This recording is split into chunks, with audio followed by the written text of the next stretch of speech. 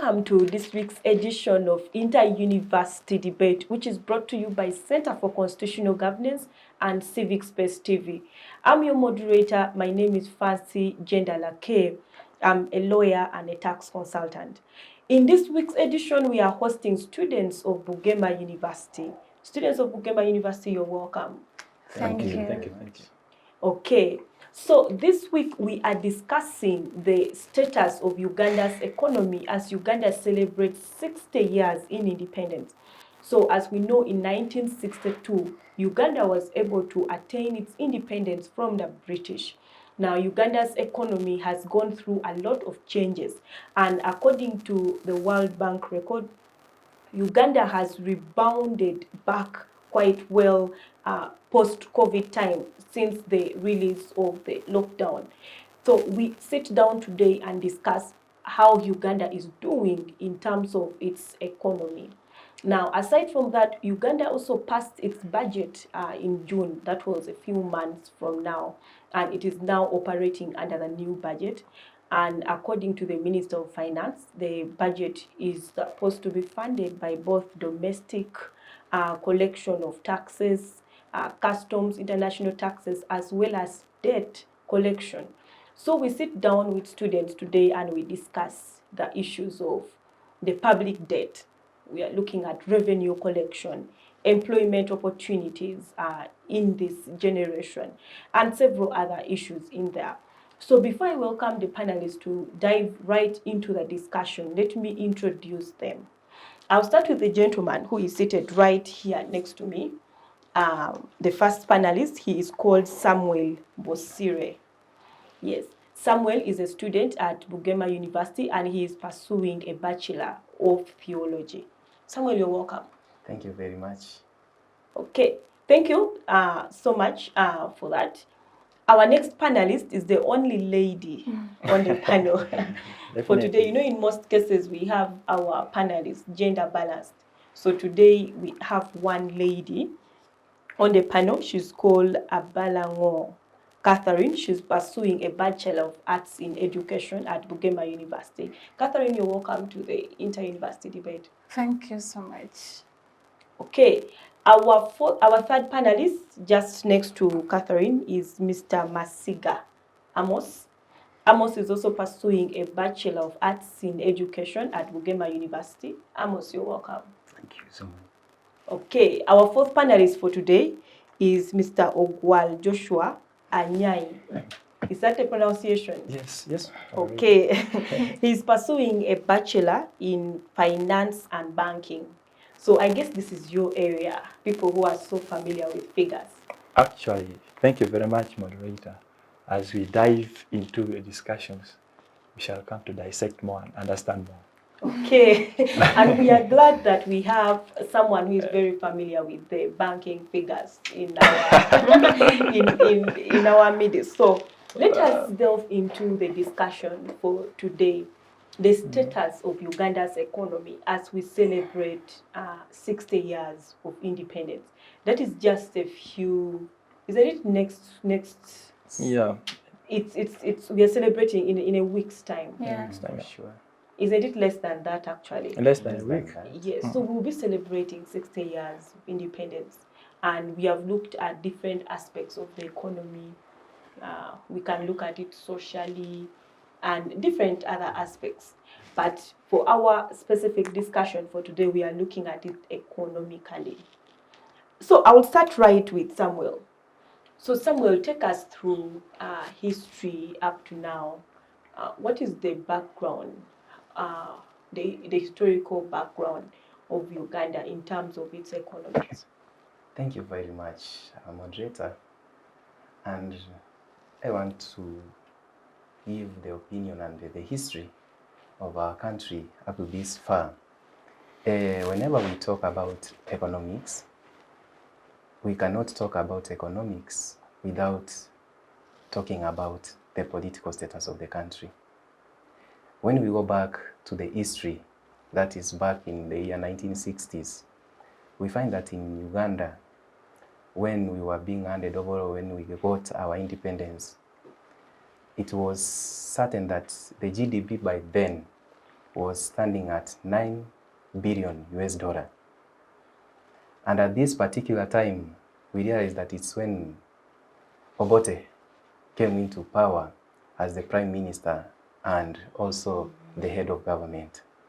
And we realized that when he came into power, he had to also recognize the presence of the kingdoms, that is the Kabaka kingdom, and also bring him so that he may assist him and also assist the people during this time. This man came in as the ceremonial president. And then our economy by then, as we started now this journey, now we are at 59, we realized that our economy has grown up to 34 billion US dollar. And this has not been an easy journey, if I may say so, because along the way, we have realized that we have had a lot of struggles economically, trying to build our economy up to the level we are today. Challenges along the way, despite these challenges along the way of trying to see that the economy of Uganda is at par with other countries when we compare it to the West or to the Eastern country, we realize that the struggles that we encountered along the way, from the political turmoil, from the takeover of different governments, because Uganda, we are a unique country in that it's only in Uganda that among the East African countries, we have had 9 presidents. That's a uniqueness of Uganda. Whereas others are having their 50th president, the neighboring country like Kenya, I saw them having the 50th president now. So you see, when we talk about the economy, the issue we should also look into is the political aspect of the country. If the political terrain is not good, maybe the turmoil, like I take example, during the time of Amini Dada, when he came into power, when he was taking over the government, people strived so much. People perished during that time. I'm told by statistics, probably more than 500,000 people perished. And this impacted our economy in that the labor force was withdrawn from our economy. The inputs they were putting to our economy was withdrawn from the economy. And this affected us. Regardless, we are moving on as of now. And our economy, if we look onto it, we are almost entering the middle class country. Because when we talk about the middle class, we think about housing. How is the housing of the country? We speak about the security of the country. We speak about the job employments that the country has of now. So these are some of the factors that we have when we talk about the economy of the country. And when we look into these factors, all of them, indeed, despite the struggles that we have had, we can say that our economy has greatly improved compared to the year when we got independence. Okay, thank you so much, Samuel, for that historical background. I see Amos would like to add something to that. Okay, thank you, Madam. The history of Uganda's economy can be traced right from the time when colonialists are still ruling Uganda. Sir Winston Churchill, he baptized Uganda as a part of Africa, because Uganda, among all sub-Saharan countries in Africa, it was growing at 3%. That is a rapid growth rate. And by that time, it was endowed with many minerals, and they were using it very well. So there was a progress. In 1962, when Uganda got her independence, the economy was still moving forward in the hands of Africans. But everything turned upside down during the time of 1970. What happened in 1970? In 1970, there was a partial nationalization of an economy, of enterprises, which scared all foreign and local investors in Uganda. Remember, Indians were very many, and those Indians who were involved themselves in the businesses were Ugandans, by the way. They already Ugandans. So they took off, they went to our neighbors, that was Kenya. In 1971, that was the Amini's regime. Things turned worse. Reason. It came with a fascist regime, dictatorial regime, which led the expulsion of Asians in 1972. So that one also affected the economy of Uganda. Remember, these Indians involved much in trade, industry, banking sector, and entrepreneurial, what. So there were very many in that. Time came when economic crisis came into Uganda during the regime of 9 years, from 71 to 79, that period. There was a vacuum which was created. There was a vacuum of managerial skill, entrepreneurial skill, which was created by expulsion of Asians. There was exiling of expatriates, even skilled Ugandans. They were exiled. Then we talk about what? The collapse of some industries. So that one dragged Uganda behind. By the time NRA took power in 1986, that was the status quo of Uganda. That was the status quo of Uganda. And by that time, we were around 15 million Ugandans. So when NRM came, they focused on reconstruction programs, recovery programs, empowering women, youth, and all people to be involved in trade again, due to political insurgency and anarchy, which Uganda had experienced in the past years before 86. He looked for donors, bilateral donors, multilateral donors, plus IMF and World Bank. That's when Uganda started to experience its burden of a debt. Since 1986 up to where we are, the debt burden is going on increasing, and here we are. Briefly, that's what I can say about the historical background of economy. Thank you so much, Amos. That was a deep overview of Uganda's economy when you look at it historically. So let me bring Catherine into the discussion. So we are now here, the year 2022.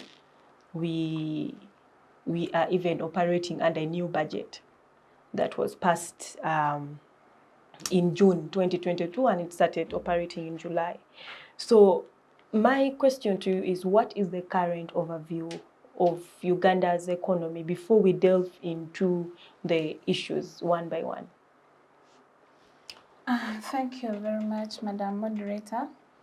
In my own perspective, I regard Uganda as being a country that has achieved economically and as well failed, because we see there are sectors that are doing well and then there are sectors that are fairly or poorly being managed.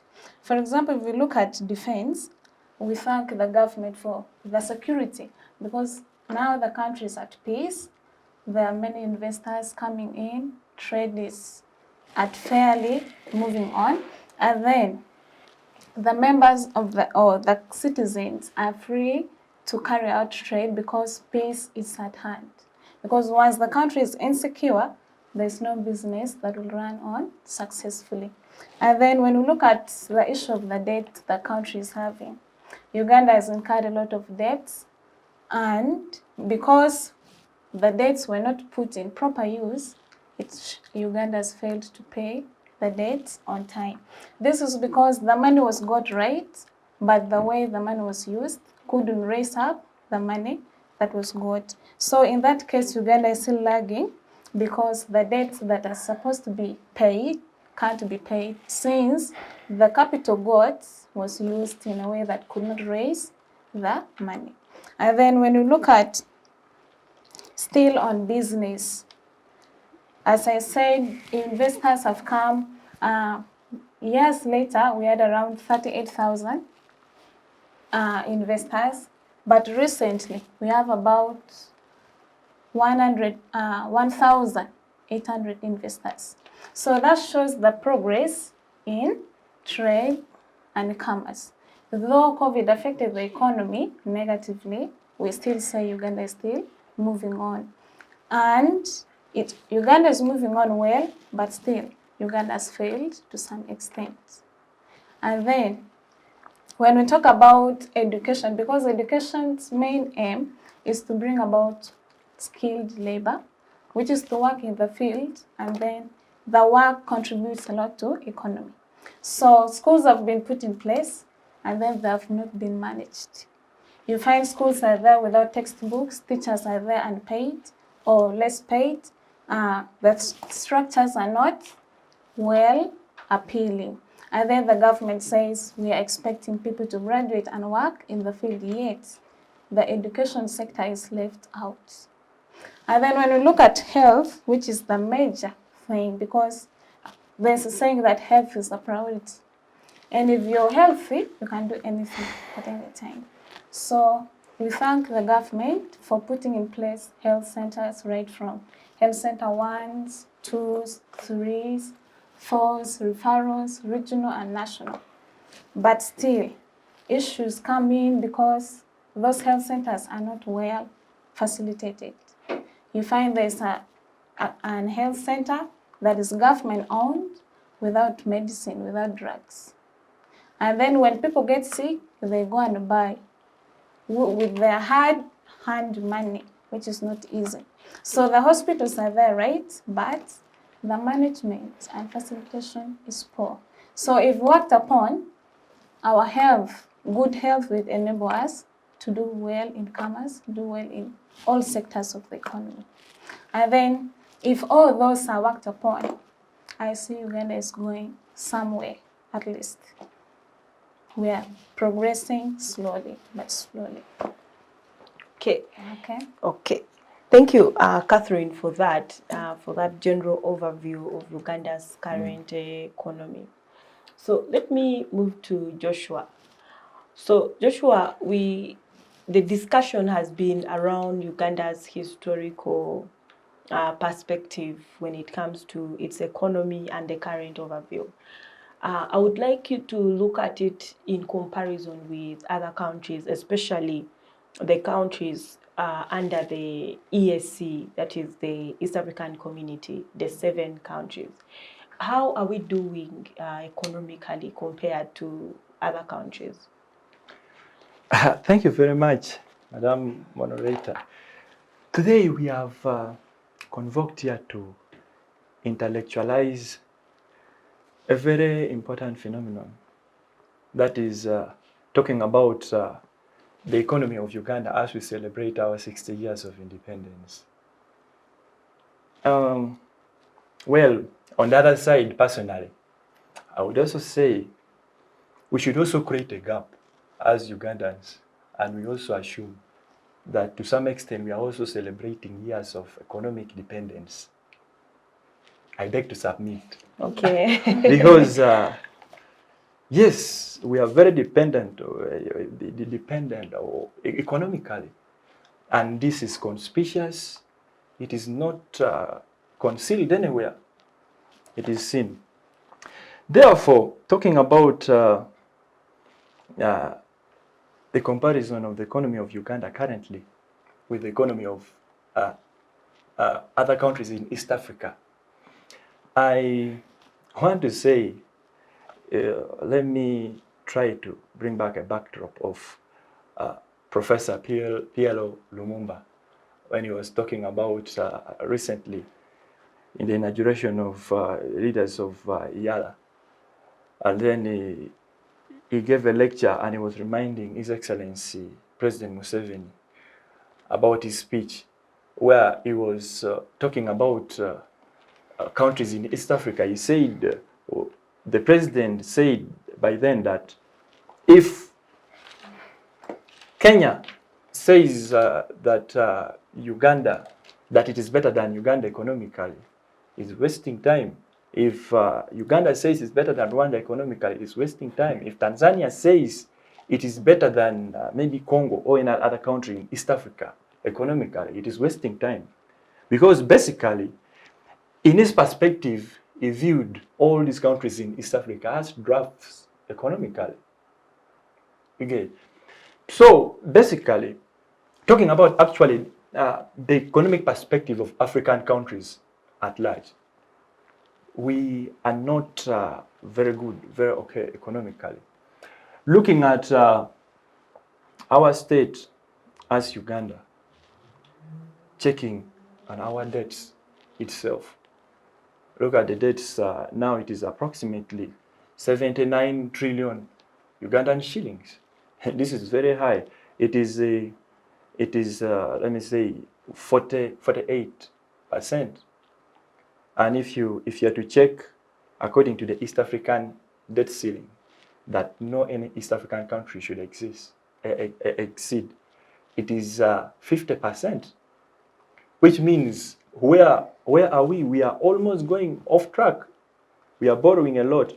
And yet, basically, moderator, if we see in Uganda the reason why this money is borrowed and the reason why we have a lot of debts, the reasons are given that it is borrowed to impact on the education sector, on the health sector, to impact on agriculture, to impact on infrastructure, so that the mining, or when the mining of the oil starts, there will be a smooth running of that business.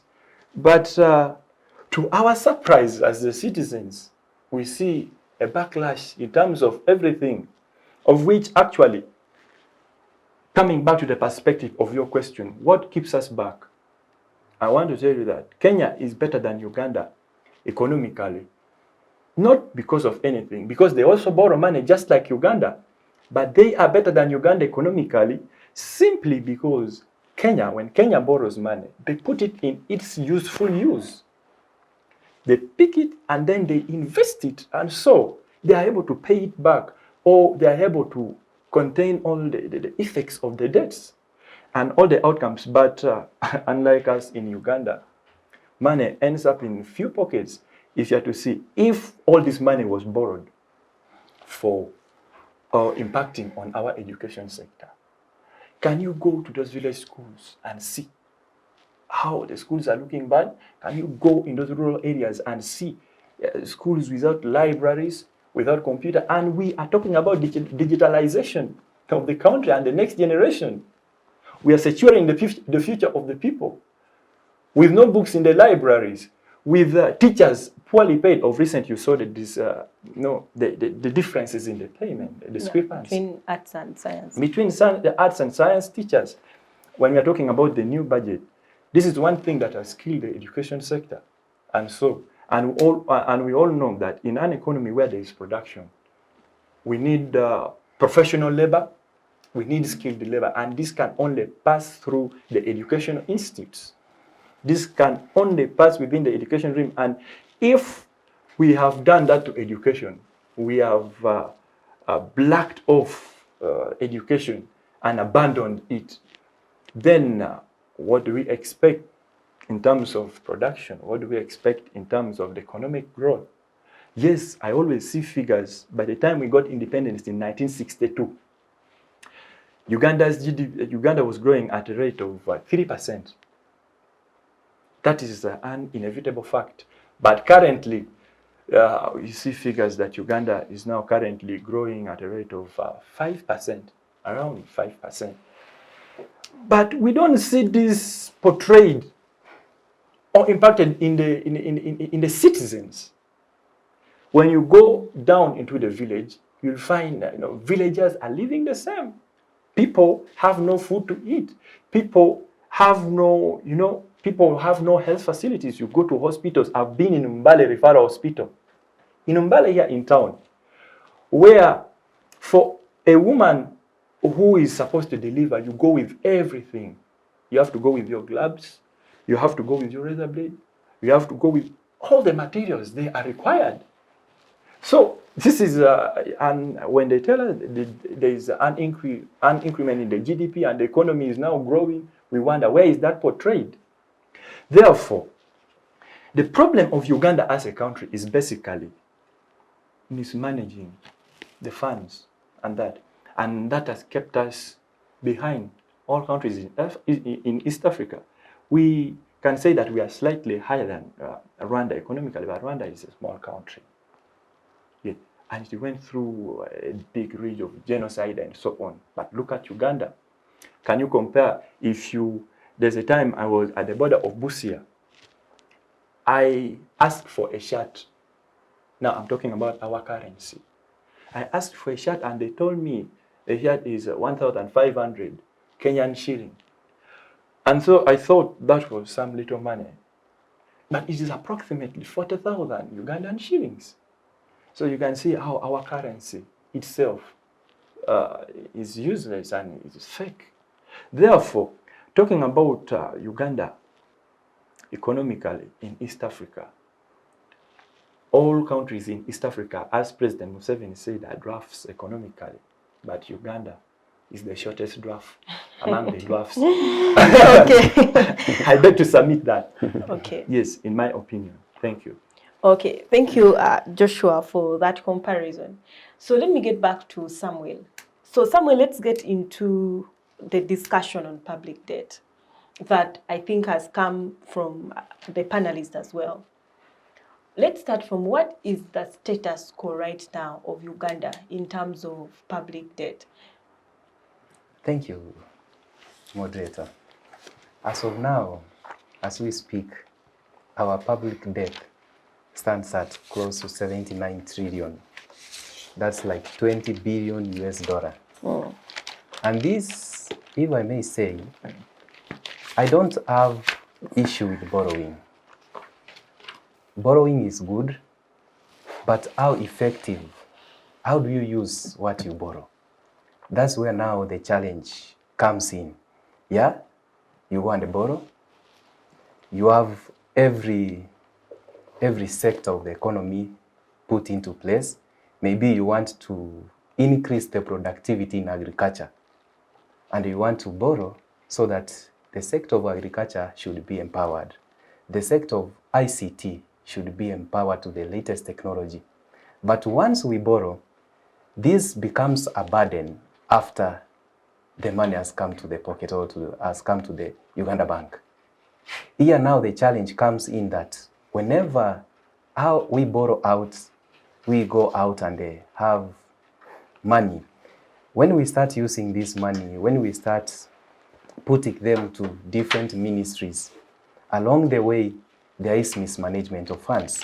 It's why I started opening by saying that how we use what we borrow has become a burden. The money is there. It is supposed to go to the agriculture. Actually, the backbone of Uganda is agriculture. That's the backbone of Uganda as we stand now. That's what boosts our economy. And then it means also the biggest share should go to agriculture to empower research institutes. If research institutes are there, our agriculture, because what we export should not be exported. Actually, we have a lot of resources, a lot of minerals that if we can import them, our issue with public debt will go down. If these resources are put into effect, because the challenge I have come to realize is that we don't have a way of making our raw materials to be finished articles, finished materials. Rather, we have raw materials, we have to take them out. When they come back, let's say the current issues that is even discussed in Parliament. We are speaking about oil mining in Parliament. These are the issues that affect an individual who is somewhere far east of North Uganda. These resources that we have, whenever we speak about them, instead of us discussing them here, we find that the European unions are the ones who are discussing these issues. I was worried that these are our own resources that we have. Let them be discussed in Ugandan parliament. And if they have to be discussed outside, let them go to East African Parliament, YALA, for discussion, so that when we mine these raw materials and we have our own own factories in Uganda that can finish these raw materials, then the level of borrowing will also reduce, because we have put in place every level, or we have put in place channels of getting more funds to our economy. But the biggest challenge we have that in every sector, if we talk even about health, yeah, we have a lot of institutes of research currently in Uganda. And it is why even when we had issues to do with COVID, at least we want to congratulate our government that the doctors went out of their area of work and researched enough that at least in as much as COVID was affecting us, we were able to see some level of maturing economy. Okay. Though, in as much as we say we are maturing economically, still this burden of public debt is affecting us so much.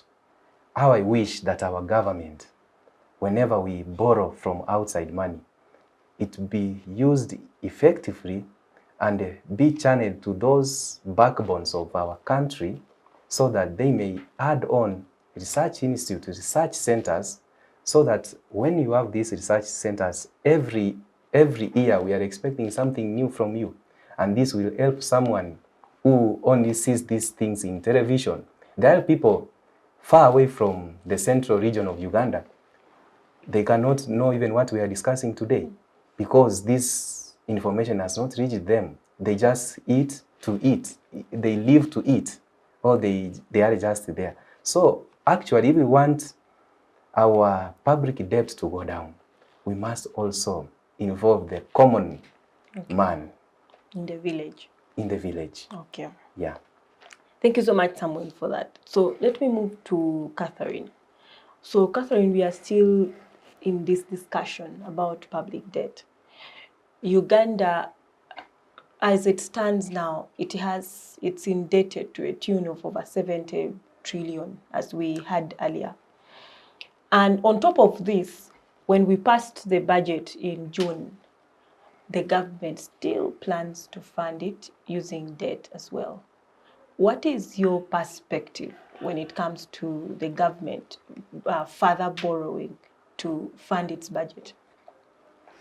Thank you, Madam Moderator, once again. You see, for you to borrow 2 times without paying the previous one shows that there's a lot of things to be done. Because you may be borrowing from the same source. Imagine you're borrowing from World Bank, you have a debt, and you're coming for the second time without paying the previous one. So that shows that we still have a lot of things to do. As a country, we have to look at which areas give us more money and how should we work on those areas to achieve at least some money out of each and every sector. Now this is where we see funding that is now, because right now the country is already down. So if time comes, or if maybe there's opportunity, then the government should check out which sector, which area, which business should be worked upon, so that money is raised from all over. Currently, things are very expensive in Uganda. You go to a shop, you find a kilo of sugar is like 5,000, and yet it used to be 3,000 or even 2,500. Yeah, before we knew it, soap was 10,000. Yeah. It's like we woke up and soap was 10,000. A bar of soap is almost 10,000. White big soap, this 1 kilogram. So things are increasing every day. You may carry your 5,000 thinking you've bought two days back, then today you think it's the same. They tell you double the money. So money is being picked from people by force. And that is really affecting people, because there are people who don't eat. You have your 10,000, that is only breakfast, not even breakfast, half of breakfast. And then you have a family to cater for. but you can't even cater for yourself, you, the father of the house or the man of the house. So Uganda has to, at least prices of goods should be reduced. Because if things become so expensive, people will resort to local things. Soap, you can leave soap and go and use. There are people use some plants. Yeah, it's kind of sticky. Yes. They leave that, they go and use it. So you remain with your soap. They stop taking sugar. You remain with your sugar. Certain things they improvise just because the things are very expensive. So if opportunity is gotten, then Uganda should work upon at least taking back the prices of things to the previous. That was not so bad, though it was kind of high, but it was not so bad. At least people were buying. And once we are buying, we are also supporting. So if we stop buying, the taxes won't be there. So they should reduce so that people can buy. Then as people buy, the taxes are being paid. Okay. Okay, so Amos, I'll let you conclude on this issue of public debt, unless Joshua later will have something to add. So my question to you is, how does Uganda reduce its debt burden? You know, as it stands now, we have a huge debt burden, and so how do we reduce that debt burden that is on our shoulders right now? Okay. The debt burden we are facing Uganda today, it is still increasing if the government cannot wake up and do something. Because always our president go outside the countries and invite investors, foreign investors, at the cost. They come at the cost of local investors. Foreign investors are given tax holidays and like some local investors. Free land. So They give them land, yeah. sometimes the local investors, they find it very hard to work and succeed with their businesses in Uganda. But the burden debt, when I look at the expenditure of Uganda's budget, the allocation, among the 7 items, agriculture is not there. But remember, it employs 80% of Uganda's population. The paradox is that the sector which employs many people, it is not given a priority in Uganda. What is that? That means 80% of the population, they are doing a lot of nothing, and they are doing a lot of work which does not generate income to the government. So, what should we do? If the government prioritizes agriculture, we modernize agriculture, we empower our own peasant farmers to commercial agriculture, we can fight that. We can pay that debt burden. Because if I'm to divide 73 billions, which is our debt, divided by the population we have, the trillion, 73 trillion. Okay, with 48 estimating, if we are to estimate 48 millions of Ugandans, it means every Ugandan should pay 1.5 M in order to repay that debt. So that is very bad. And the foreign investors who are always invited in Uganda, they always repatriate their fund, take them, leaving Ugandan treasury dry, which makes that inflation, because the more the dollar decreases in our treasury, the more expensive it will become. Okay, Amos, I'll stop you right there so that we take a short break, and when we come back, you will continue with that discussion. All right. Okay, thank you. So we are taking a short break, and we will get right back with students of Bugema University, still discussing the state of Uganda's economy as we celebrate 60 years of independence next weekend. Thank you. Digital rights are those human rights and legal rights that allow individuals to access, use, create and publish digital media or to access and use computers, other electronic devices and telecommunication networks. Digital rights include a right to freedom of expression, information and communication through technology, a right to privacy and data protection, a right to credit for personal works, a right to universal and equal digital access, a right to identity, a right to anonymity, a right to be forgotten, and a right for protection of minors, among others. The state's digital rights are frequently violated through various unfair actions, for example, blockage of websites and social networks, theft of credentials, unauthorized use of people's data for personal gain, privacy intrusion, online censorship, arrests and intimidation of online users, internet blockages, and the proliferation of laws and regulations that undermine the potential of technology to drive social, economic, and political development worldwide. It is hence every citizen's responsibility to respect rights of other digital users and to speak out or report to the responsible parties when one's rights are violated. Welcome back from that short break. We are still with students of Bugema University discussing the status of Uganda's economy as Uganda prepares to celebrate 60 years of independence on 9th of October. So before we took that short break, Amos, you were still presenting your argument. Yes, I was saying that the more the dollar decreases in our treasury, the more expensive it becomes.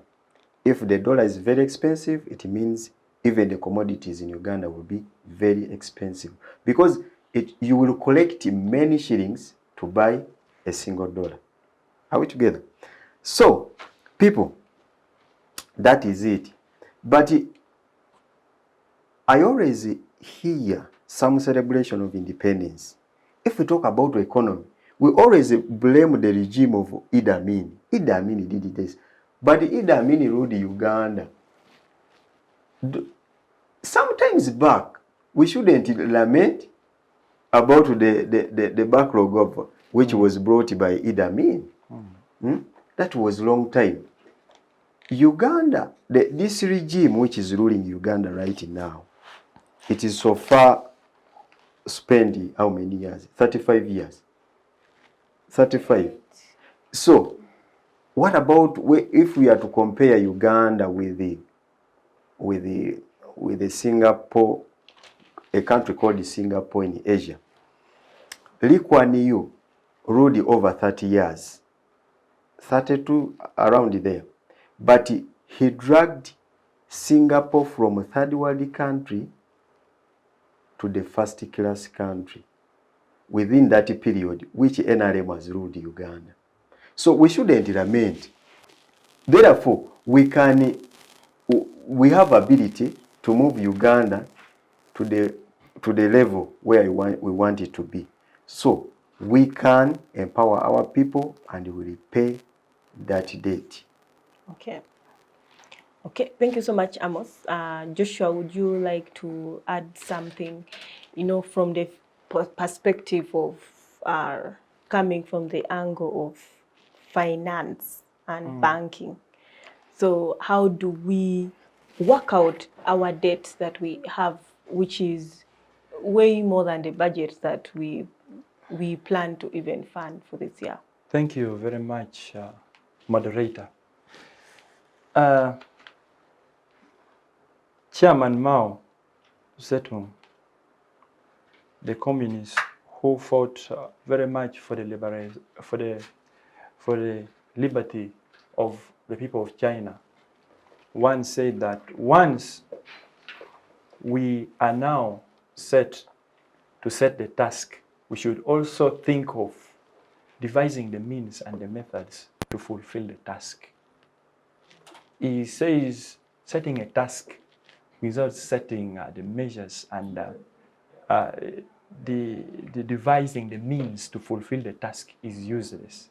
He says that if the task is to cross a river, then we should critically think of how to either construct a bridge or look for a boat. Looking at the debts of Uganda, my friend here was saying that I saw his calculations, how we can pay, how each and every Ugandan can pay. But in my perspective, I look at the debts of Uganda as something which is becoming critical. It is something which is now malignant in nature. Let us look at the number of years that we have been accumulating these debts. Actually, a few years ago, it was only 5.9 trillion Ugandan shillings. But now that it is, 5.9 trillion Ugandan shillings. But now that it is 79. Where is our hope? That means that, one, the attitude of people should change. We attended a seminar somewhere where they were telling us that we should turn on to a change of attitude. One, the change of this attitude should come from, first of all, the citizens and also the leaders. Yes. Now, if the leaders have a change in their attitude, we shall have the best in time. Basically, because once fish starts rotting from its head, definitely the tail cannot survive. I want to add on what my brother said about dictatorship. I want to rule out the fact that maybe some people, as he said, might also blame this government for having stayed so long in power, and yet we are not seeing a boost in the economic impact that we should expect. We have seen a trajectory of figures climbing up, that there is poverty elevation, that the GDP has increased, that the economy is developing at a faster rate. At the time, there was the president saying that the economy is now at a galloping state. Then we shall have to define the new meaning of galloping. But even with all those ones, we have seen countries that have had dictators, and yet the economy has been developing at a faster rate. He has given an example of Singapore. We can talk about Libya during the time when Gaddafi was the president. He ruled Libya for 42 years. But what was the relationship between the long period of rule and then the economy? Actually, for his case, Libya was performing very well economically. It was a very economically stable country. Therefore, the problem in Uganda that has made us now even to have these high debts, I think it is not even dictatorship. I think Ugandans, we should go back to the drawing board and try to think, what is our problem? Either the brains that we have do not care about the country that they lead. You know, people, it is wrong to milk a cow, and yet you don't feed a cow. That is the perception of Ugandans. Both we have seen this economically, we have seen this politically. People are fighting to remain. People are fighting to eat, but not to stabilize the economy. Okay. And basically, when we have a debt, according to us people who do finance, a debt is a liability. No, and you know, a liability is something which is not very good, especially if the money you borrowed, you don't put it in its rightful investments. Then that means that you will be dragged, and then you will use other means to pay. In some cases, for example, we see if you go and borrow money from a bank, you will always lay down your securities, your collateral materials. And therefore, if you are not able to pay the money, they will be able to take of your property. We have seen a time back, we are hearing rumors that the Chinese were coming to take over our airport. We have heard rumors, but we are yet to prove that our forest, Mabira, is going to be taken. Government parastatals and assets are going to be taken. And mind you, that is the reason why, actually, I think the president always calls these people from, the Chinese and then the Indians, and he tries to pamper them. That maybe they can forget. He calls them and gives them a very big plot of land to carry investments, and yet there are local Ugandans here who are also investors. They are not given those opportunities. This is the problem that we are having. And with that, and looking at the mishandling of our funds, corruption in offices. I think, moderator, corruption as a whole, if it is not handled appropriately, look at somebody who has been sacked from the army because of corruption cases and given to lead a project of economic wealth creation. So, in my perspective, so which wealth are we creating with somebody with such a big history and a backdrop of corruption? Therefore, I think it should be named poverty something creation, maybe poverty. Okay. Creation. So basically, that is my perception about the current debt that we have. We cannot pay the debt, and we shall not be able to pay if we don't change our mindset. Okay. Thank you, Joshua, for that. So, Samuel, let's delve into a different discussion. Still, we are looking at Uganda's economy. Let's look at the issue of revenue collection.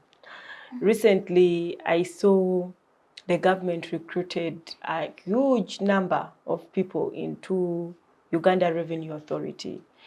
The government has taken them to Chankwanzi for some training. You know, for training, Uganda has changed tax laws as usual every year. New tax laws have come up. So, as we talk right now, what is the status quo of revenue collection, leaving aside debt, revenue collection for Uganda? Thank you, moderator. First, I want to accept the government decision to add more labor, more manpower to be trained and then be sent out to the market for revenue collection. What I disagree on is when it comes now to the policies in place that are there for revenue collection. Because revenue collection, let me say that whenever we start, young people are starting business, and that is, as we know, the youth. The youth are the majority in our country. And the youth, they need support from the government for them to be stable in business. And when these authorities come to start collecting revenue immediately after establishment of business, you find this affects the level of production because you have come just to the market and all over the government is at your neck. So with that submission, I tend to say that if the government could put in place some of format like if the youth we start business, let us be given even 6 months to be stable first, and then from there the revenues be collected after that month. Then it will help us to grow in terms of revenue collection. And then when it comes to the goods, how we collect our revenue, I tend to think and imagine a world whereby according to the level of production, let also the taxes be according to how we produce our goods and services, so that at least the imbalances that we see in revenue collection should go down. And this will inspire people to be more, because we say that our country relies much in agriculture, but the efforts are not there from the government to boost our people so that when they collect the revenue, it becomes easy because they have empowered our sectors. So to me, I can say that if possible, as the government continues to review the policies in place, it will be better whenever these policies are reviewed, because when the policies are reviewed at the highest level, without that common mwananchi who understands how the world is, you know, for the big people, for those who are in office, they cannot feel the pinch of the economy as we stand today. Because for us, we are in town, but somebody is suffering somewhere. He's supposed to be involved in decision making through their MPs, the members of parliament. Let them come on board and say, this is what our people want. so that at least at the end of the day, the revenue collection will help to boost the government to reduce in return the debt we have. Okay. So let me bring Catherine into the discussion. So Catherine, on issues of revenue collection, what is the government doing to improve on the revenue collection for Uganda? Thank you very much, Madam Moderator. This point, I remember earlier on I was talking about how the debts have been incurred, and we see the debts also contribute to the increasing taxes being imposed. So in trying to solve the issue of the debts as well as some other issues, we find value-added tax has really been something that is growing every day, because you find goods are being added triple prices. In that case, as that they think they're going to help reduce on maybe, because from the tax we can pay some part of the debts, by increasing the prices. To me, I think that is also limiting the number of people who are going to pay the tax. Because if I don't buy, then I've not paid. And if it is so high and I can't afford, I don't buy. So in that case, I'm left out of the circle. So as the prices of goods are increasing every day, we are losing buyers, because there are certain things we can do without them. Because, like for example, you have your clothes, you have food, you have a garden, you can go and farm. So from the garden, you get all your foodstuffs. You have food, you have shelter. The rest of the things you can live without. So to me, I think there will reach a time few people will be in access to buy those things. And at some point, I may think Uganda is becoming a capitalistic state, because we see a certain caliber of people enjoying, but the majority are left behind. So there are people who are enjoying because they are capable. Whatever the price may be, they can afford. And then there's someone back there in the village, even with the previous price, could not afford, but the prices are being imposed. So in trying to get more tax, more money from revenue collection, I think that approach may also hinder some people. Okay. Yeah. Thank you. So let me bring Amos into that discussion right there on revenue collection. Amos, the government has introduced so many taxes when you look at the tax regime over the years. Right now, alone on importation, when you're importing into Uganda, you have to pay import duty, excise duty, VAT, infrastructure levy, environmental levy, all sorts of taxes. And even within, we have internal taxes still being paid. Now, my question is, with all kinds of taxes introduced, URA, staffing level being beefed up by the government, why do we still look at debt to fund our budget? And when you look at vis-a-vis revenue collection, Why are we still? Why do we still, with all the taxes that we have in place, staffing level beefed and all this, why do we still look at debt? You know, we still have to borrow to fund our budget. Okay.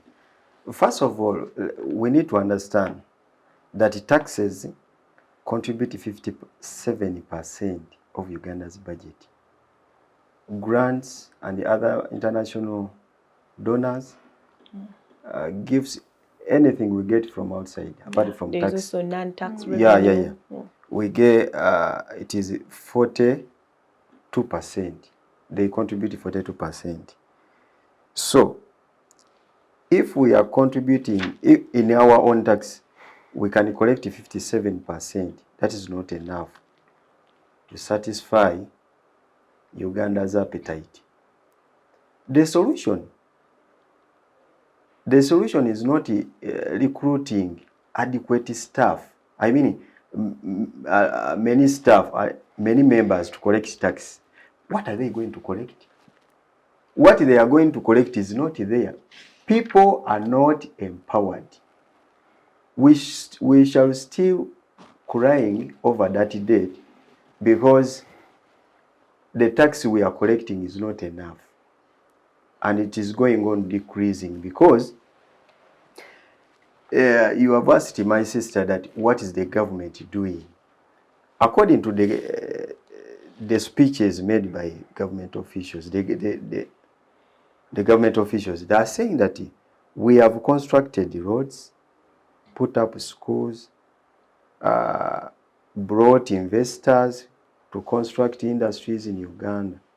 But I don't think whether they can contribute enough to our revenue collection.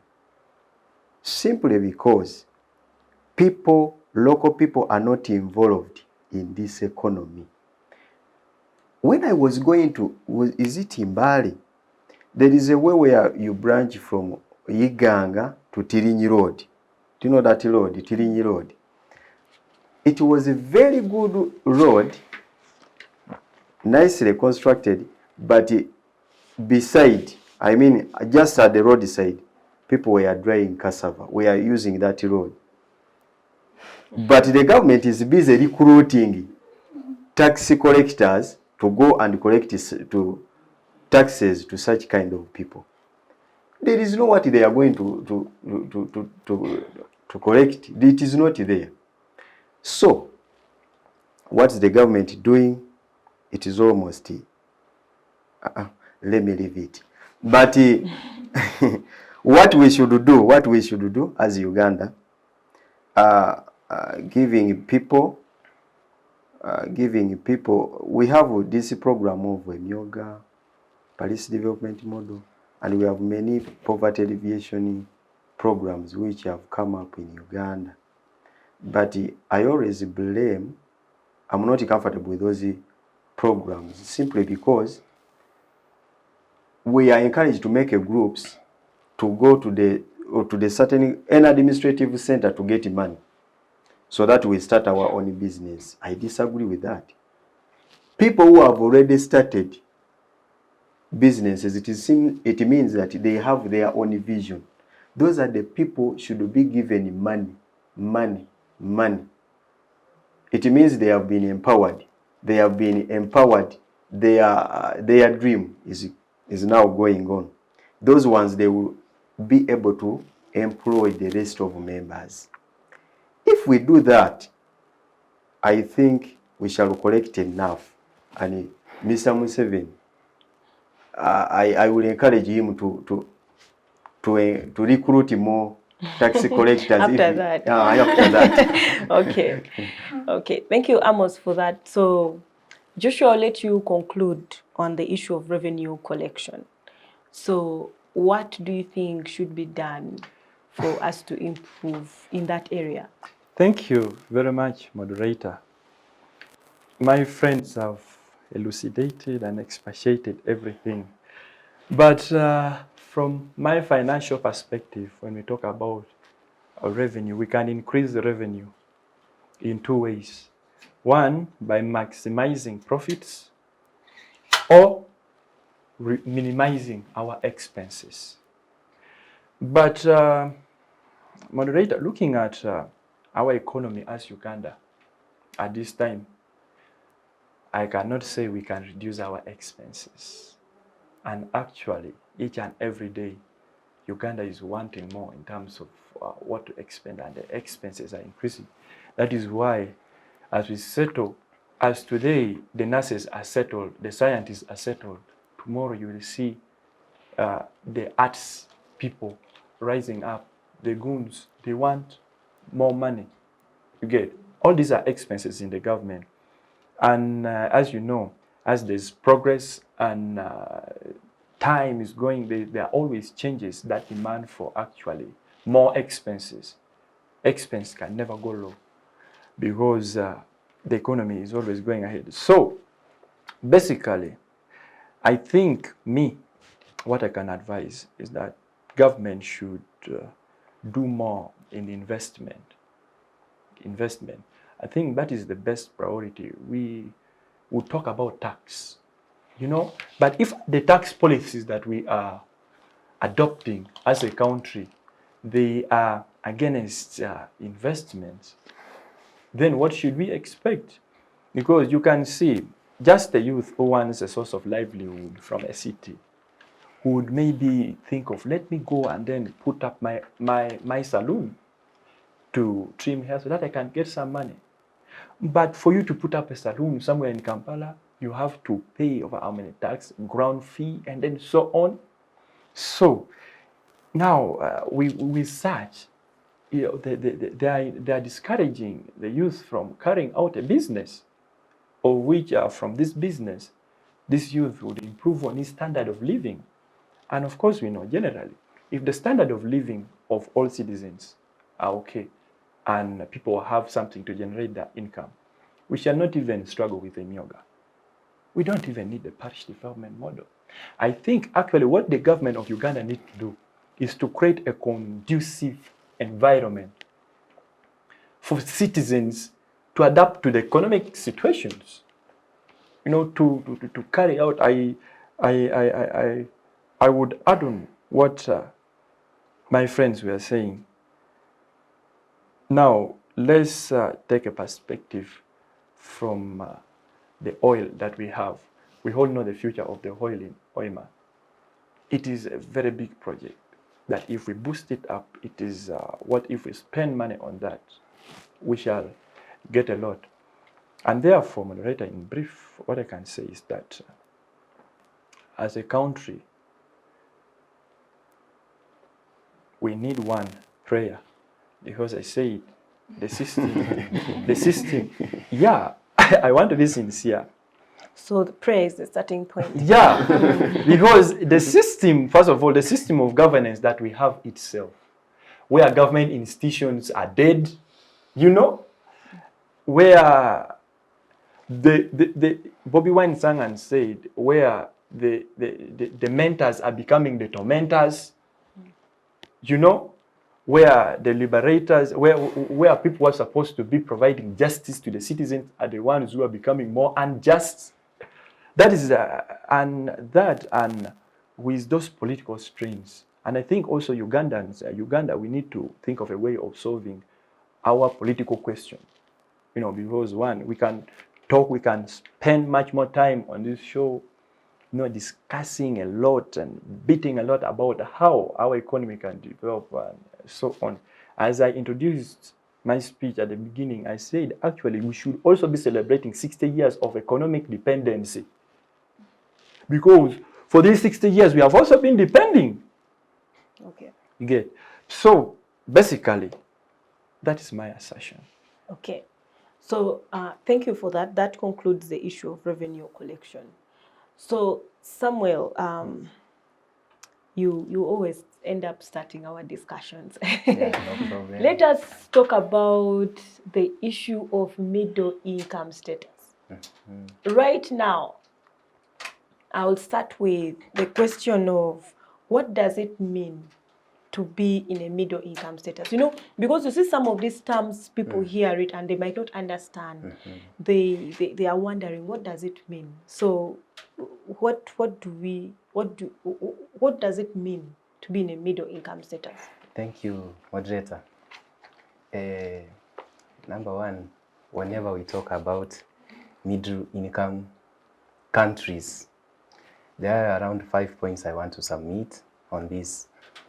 What qualifies a country to be a middle class status? We talk about the GNI, gross national income.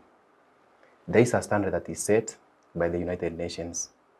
The standard is 1,003, when you have 1,003 US dollar to 4,040 US dollar in your GNI. It means that your country is, if your country is ranging from 1,000 to 4,000 US dollar in your GNI, automatically it qualifies you to be a middle class country or a middle class economy. Then number two, we will ask ourselves, ask our viewers also, our country as of now, do we range there? The answer definitely is no. Our country ranges between 830 to 890 as of 2021 statistics. So it means we are almost nearing there. But again, apart from the GNI, there are some things that we consider whenever we talk about middle class country. Number one, we talk about the level of education. Let me quote from the Daily Monitor, Friday, March of 10th, 2017. Daily Monitor is written and it says 87% of graduates every year, they lack jobs in the job market. And when we talk about a middle class country, it means a country whereby we can be able to find jobs for our graduates from universities. But if we cannot find job for our graduates from universities in the education sector, definitely it means that still we are lagging behind. Okay. Number two, we will talk about housing. Housing also is another factor whenever we talk about middle class countries. Are we able to provide good shelter for every individual in our country? Definitely, again, we will say no. There are people who are still having no houses. There are people far away like Karamoja. If we may speak, you go and see the status of shelter there, you will not be happy. So it means that if we cannot be able to provide shelter for every individual that is within our boundaries, then definitely our economy, if we say that we are in the middle class, then also it will be a challenge. There is also another thing we consider whenever we talk about middle class. We should also we can be able to save for retirement. Today, we are employed. Tomorrow, are we able to enjoy the benefits of our employment when we were employed? And if we are not employed, how can we save for retirement? It means that at a certain point, there is somebody who is going to suffer because the life was not good when he was young, because there was no job to do when you were young. Now, when you are working with three legs, will you be able to have money? Definitely, that says that still we are behind, that not everybody in our country can be able to save for retirement. So this is another issue we think about when we talk about middle class. Another thing that we think about whenever we talk about middle class is that according to United Nations, they say every family should have at least once have a social vacation with the family. I am imagining somebody who is at Karamoja. That sounds like a myth in Uganda. I'm just trying to imagine. If we can be able to fund our social vacations. Okay. I can even challenge my fellow colleagues. How many vacations have you gone today? by the well. That's just, okay. By the way, I am challenging even my fellows here. You find out that we are not able to cater for even a vacation with our family. Okay. Those are some of the things that we consider. Another issue that we can consider whenever we talk about this is about our health status as a country. Whenever recently we were affected by the pandemics, and actually we now have Ebola. And actually now we have Ebola. Are we able to have our own working for our people to safeguard lives?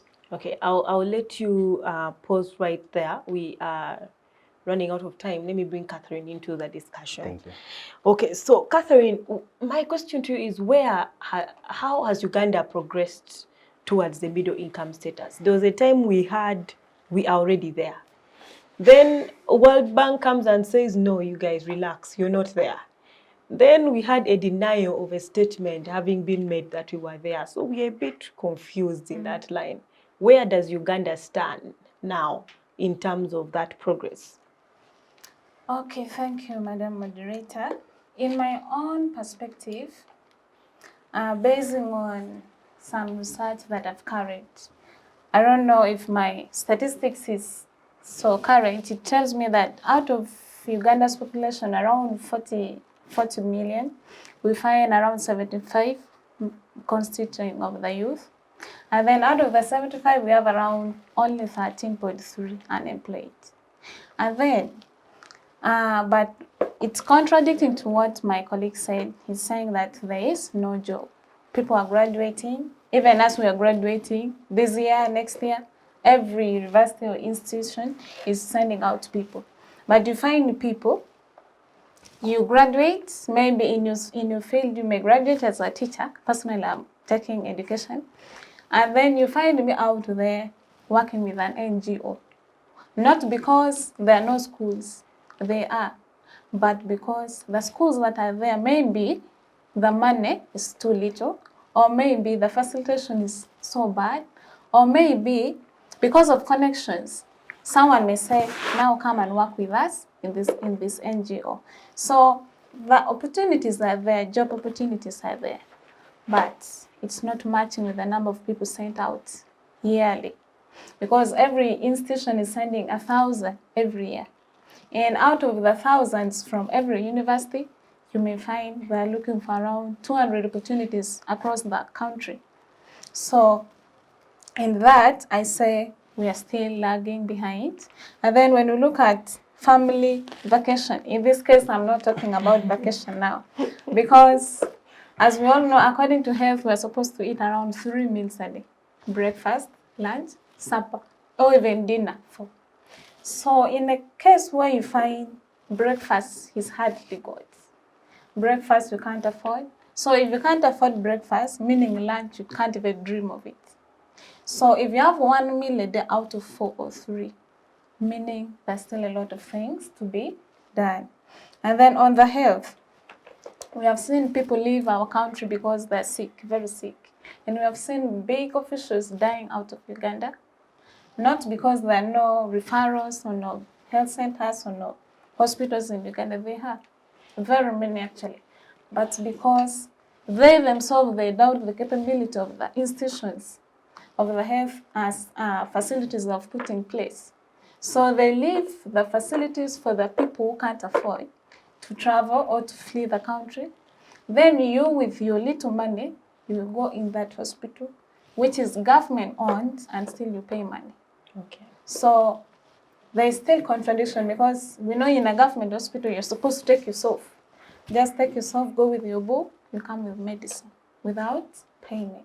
But in a point where government institutions demand money, meaning there's still a lot of things to be done. Okay. Yeah. And then maybe I can finalize with the housing.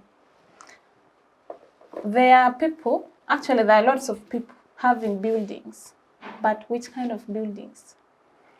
So in North, you see grass thatched houses in this century, in this year. And there are people who are living in mansions, bungalows. So those who are living in those good houses, there are very few, compared to those who are living in small houses. And then also in town here, you see people moving and sleeping under gutters at night. Not because they don't have where to go, not because they don't have homes, but because the trauma at home is so unbearable. Okay. So they end up in the streets. I think I can. Okay.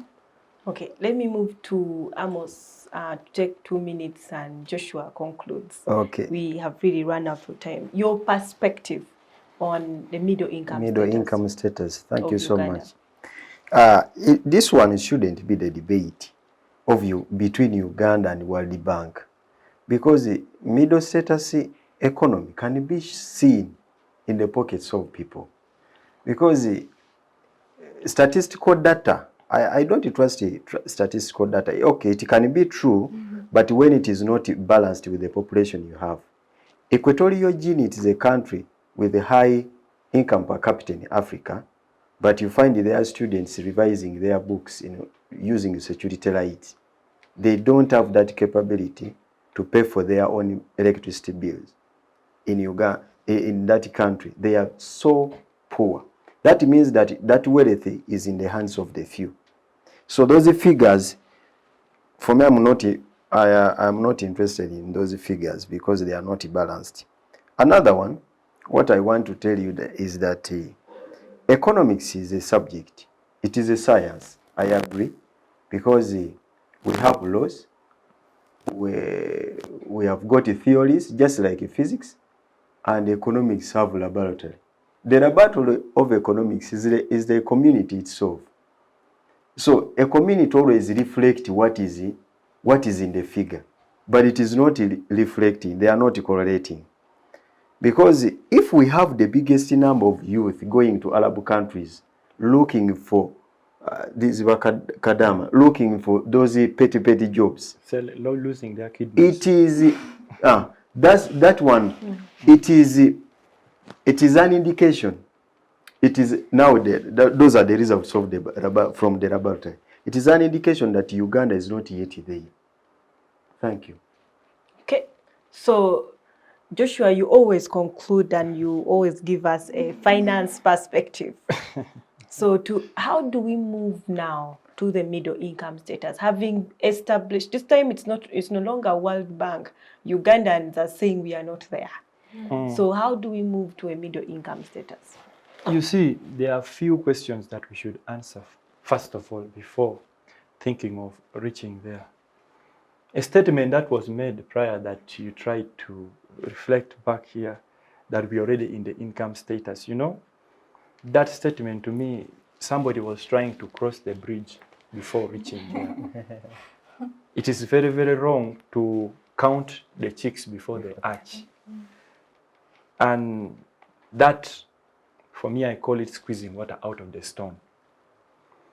There are questions that should be answered. One, moderator, you will agree with me that Uganda, we have an unfair balance of trade. This is from the financial perspective. We export more than we import. And therefore, with this, I don't think we can fairly progress, because with the unfair balance of trade, these are some of the instruments which are used to measure the health of an economy. You know, at least we should be able to export to some extent. To have more imports than exports, it shows a weakness in the production in the country. And we know the backbone of any economy is the production. They produce, and then it is measured by the consumption. The more the people consume. And then when there is a lot of unemployment, this should drop back to even how we shall answer the question of our education system. It should be a favorable education system that should teach the children of Uganda how to be job creators, not job seekers.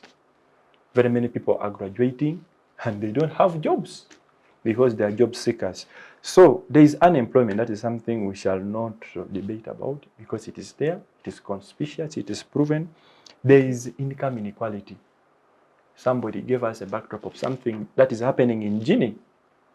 That the statistic will say that yes, this is a rich country, but what to the local citizens? People are dying.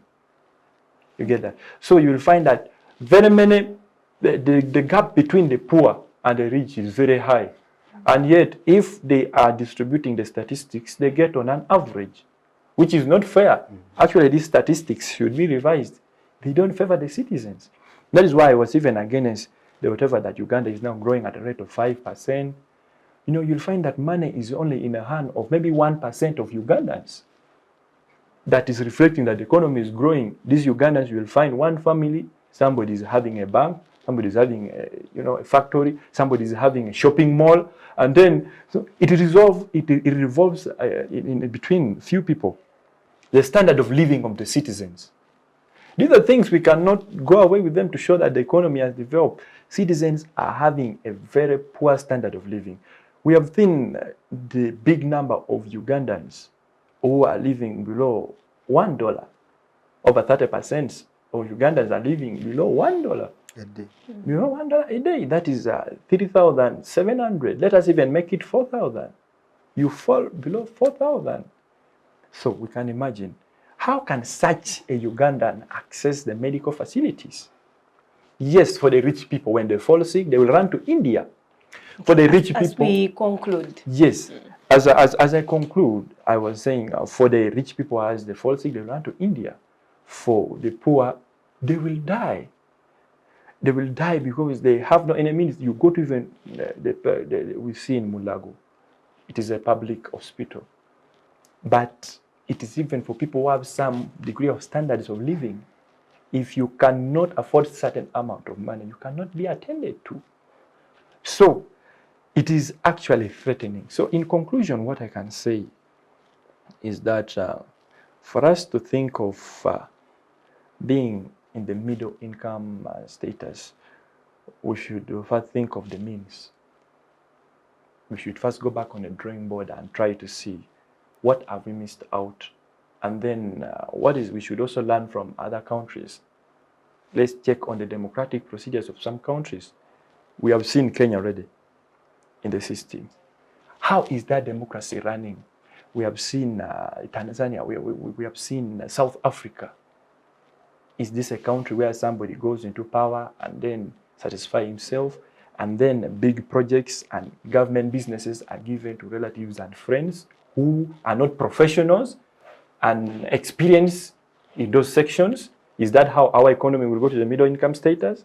So we should also learn from other countries around Africa and across the globe. We should seek for advice, and that is basically what I can assert. I beg to rest my case. Okay. Thank you so much. We have come to the end of our debate for today. I would like to say thank you so much to our panelists for being very articulate and well-researched and for doing justice to that discussion.